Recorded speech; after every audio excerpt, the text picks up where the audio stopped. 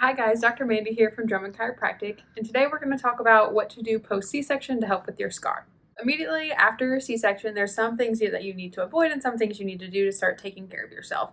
So the big things are going to be avoid a lot of bending, a lot of twisting, avoid staircases if you can. Don't have anything heavier than your baby to lift. So what that means is you're going to need a lot of help at home, whether it's your partner, your family, friends.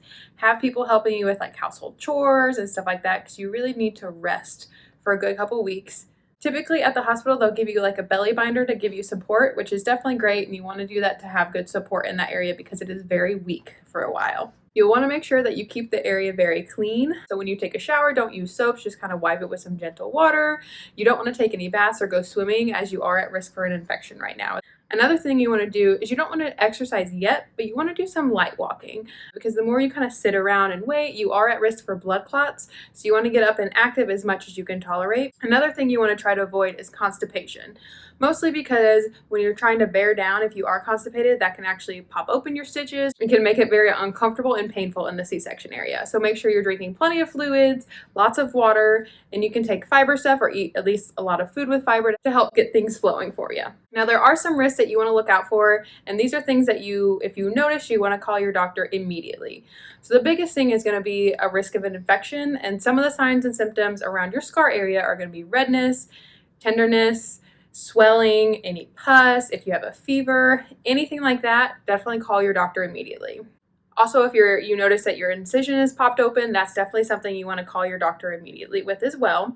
If you notice you're having pain with urination, if you're having any vaginal discharge that's discolored or foul smelling, if you notice in your calves especially any redness, swelling, pain, tenderness, heat coming off of there, that can be a sign of a blood clot, and that's an immediate ER visit. Also, if you're having any difficulty or pain with breathing, that can show that you've had a blood clot that is working the way to the lungs. Again, immediately go to the ER. And then the other biggest thing, this doesn't even matter if you're post C-section or had a vaginal birth, any depressive thoughts, suicidal thoughts, definitely contact your OBGYN or pediatrician immediately, and you want to get some help at this point in time. Now, at your 6-week follow-up or 4-week follow-up with your OB, they'll check your scar, make sure everything's healing properly, and if they give you the okay, you can start some manual work on it. So just taking your hands, kind of rubbing all around the scar, you can kind of do like a pinch and roll to kind of start breaking up scar tissue. If it's healed properly as well, we can start what we call Graston or muscle scraping around it. So basically, with surgery, a bunch of scar tissue lays down. And when we use Graston or you do the muscle work or any of that, it helps kind of lay that scar tissue down a little bit better for you to help give you relief. Because if there's a lot of scar tissue and it's kind of balled up in areas especially, it can cause pain, it can cause nerve issues like numbness, tingling in the area. You can feel a lot of restrictions in there, like you can't move as well as normal. So Graston is something that we do here. So go ahead and call us and we can definitely start working on it to get you pain-free in there. Now, it doesn't matter if your C-section has been recent, or it doesn't matter if it's been 10 plus years ago, we can always work on that scar tissue and help relax it down there for you.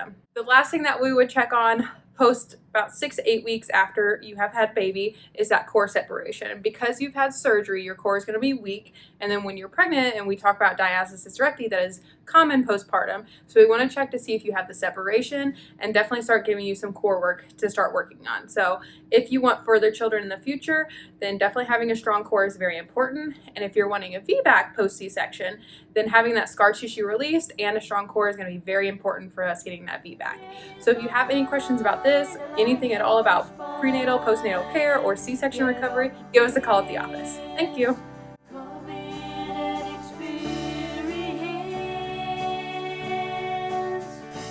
Drummond different.